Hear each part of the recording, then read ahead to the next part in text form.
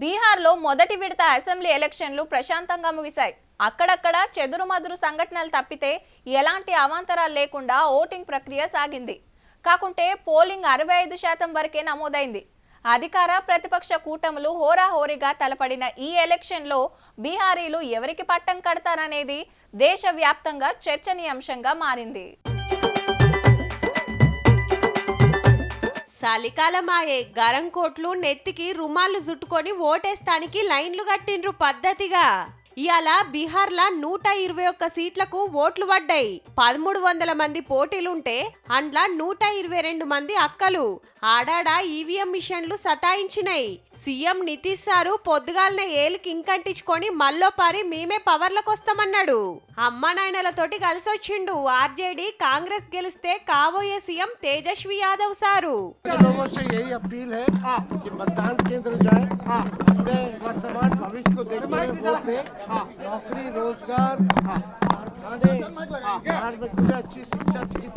అయితే చిన్న CM Vijay sir ఓటేస్తానికొస్తే RJD కార్యకర్తలు రౌండప్ చేసి కారు మీద రాళ్లు చెప్పులేస్తే ఇట్లా వార్నింగ్ ఇచ్చిండు అవతల పార్టీకి. इन गुंडों के छाती पर बुलडोजर चलेगा, खोल के विजय सिन्हा उसके छाती पर चलाएगा. ఆడాడ బండ్లు తిరుగుడు ఆపేస్తే గీ అన్న బర్ర మీద వస్తే కొందరు పడవల్లొచ్చిండ్రు పోలింగ్ సెంటర్ కు.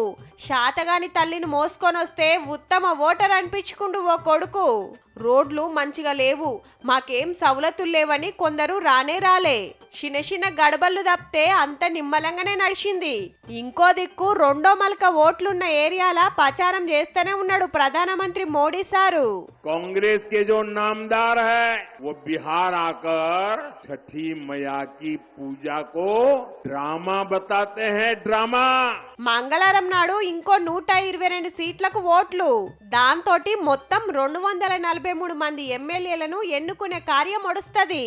ఇక 14 తారీఖు నాడు ఓట్ల మిషన్ తెరిస్తే బీహార్లా ఎవరు గెలిచేది ఎవరు ఓడేది బయటపడుతుంది. అప్పటిదాకా లీడర్లందరికీ టెన్షనేనబ్బా.